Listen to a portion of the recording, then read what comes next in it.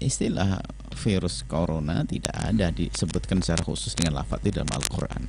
Akan tapi ada isyarat-isyarat dari Al-Quran, ada tentang ta'un ya, tentang musibah-musibah mendadak ya. Naibah atau apa, musibah-musibah mendadak ini banyak disebutkan dalam hadis Nabi dan sebagainya, dan itu sebenarnya untuk peringatan bagi kita ahli iman. Jadi kalau ada musibah itu gini, kalau kita bermaksiat, banyak maksiat, nanti khawatir Allah akan turunkan musibah. Yang musibah itu termasuk kadang-kadang musibah yang tidak pernah terjadi kepada umat sebelumnya. Termasuk jika orang kalau sudah zina tersebar di mana-mana, akan turun musibah yang tidak pernah Allah turunkan sebelumnya. Itu ada isyarat yang banyak dalam, baik dalam hadis-hadis atau yang lainnya. Yang jelas itu musibah. Hanya kita menyikapi musibah itu seperti apa sih, gitu loh. Musibah tidak serta-merta sebuah kehinaan. Musibah tidak serta-merta sebuah kehinaan. Tapi bisa jadi Allah ingin mengangkat derajat orang yang dengan musibah.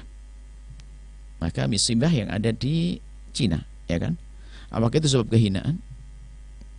Jika ahli iman yang berada di sana, ahli la ilaha illallah, kena musibah semacam itu, akan terangkat derajatnya. Ya kan? Kan ada umat Islam yang ada di sana yang kena kan? Jika ada yang kena, adalah itu sebuah kemuliaan. Tapi jika musibah ditimpakan oleh Allah kepada orang yang tidak beriman, yang membuat keonaran di muka bumi, itu muqaddimah musibah sebelum musibah. Jadi zatnya musibah itu sendiri dari Allah bisa menjadi pengangkatan derajat bagi ahli iman, bisa jadi sebagai hukuman untuk orang yang tidak beriman. Tapi kita sebagai orang beriman, kalau ada musibah, pertama minta perlindungan dari Allah agar dijauhkan dari musibah. Biarpun kita tahu kalau sudah Allah jatuhkan nggak akan luput, tetap akan jatuh. Tapi berdoa itu sendiri kan ada nilainya di hadapan Allah. Kita minta dijauhkan dari Allah, jauhkan dari hukuman Allah Subhanahu wa taala. Dan minta dijauhkan oleh Allah tidak cukup dengan doa. Menghindari dong sebab-sebab Allah turunkan musibah, menghindari maksiat dan seterusnya. Banyak istighfar, dan amalannya banyak istighfar. Dengan istighfar Allah akan ampuni dosa kita, dan jika Allah akan menghukum karena dosa, karena sudah diampuni nggak akan dihukum, turunkan dosa apa hukuman itu. Baik seperti itu. Jadi kita banyak memohon kepada Allah Subhanahu wa taala, menyesali. Nah, jika musibah itu ditimpakan kepada orang yang muslim beriman, maka kita husnudzon. Yang pertama adalah kalau Allah ingin mengangkat derajatnya, atau ingin mengampuni dosanya, atau ingin memberikan pahala yang berlipat-lipat nanti di akhirat.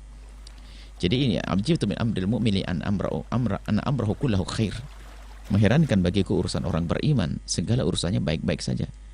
In asabatu sarra syakar, kalau mendapatkan kebaikan bersyukur, wa in asabatu dharra sabar. Kalau mendapatkan ketidakbaikan adalah bersabar, karena khairan lahu, ini adalah baik baginya. Artinya begini, kalau melihat musibah begitu, koreksilah untuk diri kita. Orang lain, orang tidak beriman, tidak ini, mereka dapat hukuman dari Allah atas kejahatannya mereka lakukan, atas dosa mereka. Tapi di sana kan ada orang yang beriman. Bahkan mungkin ada orang yang tidak pernah berdosa. Ya kan? Bagaimana ini? Makanya musibah itu kalau ditimpakan oleh seorang, hendaknya koreksi itu kita. Jadi gini, kalau saya ahli maksiat ya segera tobat, jangan sampai saya ketimpa seperti itu. Bukan kita hanya merendahkan orang, tuh musibah buat lu, hancur lu karena kamu banyak maksiat. Itu semuanya kan ujian. Bagi kita ujian yang melihatnya seperti apa. Bersyukur tidak dengan karunia Allah. Kita diberi kesehatan semacam, bersyukur. Tanpa harus bergembira dengan musibah yang menimpa orang lain.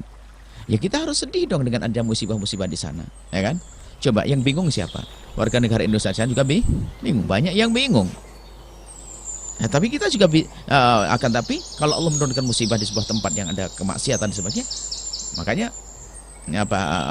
takut fitnatan, kita hendaknya takut dengan dosa-dosa yang dilakukan seorang hamba yang akan mendapatkan musibah yang tidak hanya Allah timpakan kepada orang yang berbuat salah saja.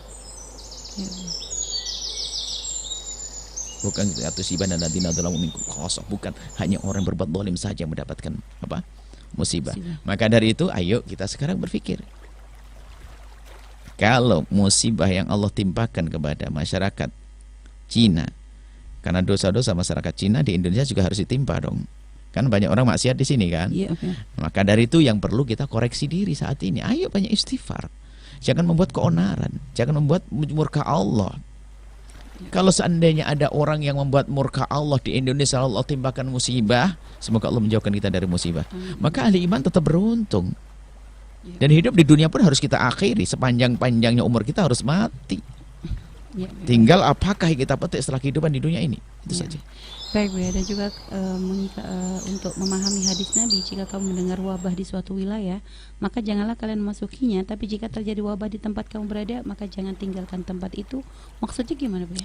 Maka yang pertama gini, supaya ini adalah peringatan dari Sayyidina Umar bin Khattab mendengar berita sebuah kisah kisah wabah yang menimpa sebuah tempat. Kemudian kita tidak datang ke sana. Kenapa? Kita menghindar dari qadar Allah namanya musibah menjadi qadar Allah yang lain, yaitu jauh dari musibah. Ya, kita dihimbau untuk berusaha. Maksudnya kita tidak boleh lari dari tempat tersebut dalam arti, ya kan? Dalam makna yang perlu dipahami dulu. Tetap kita berusaha, ya dianjurkan. Jadi kalau ada musibah yang datang kepada satu wilayah, kamu tidak usah datang ke sana. Karena kamu menghindar daripada kena musibah. Padahal namanya penyakit bukan menular. Ya, kalau Allah, biarpun orang di sampingnya orang sakit, kalau Allah tidak mengendaki sakit, tetap tidak sakit. Ya, kan?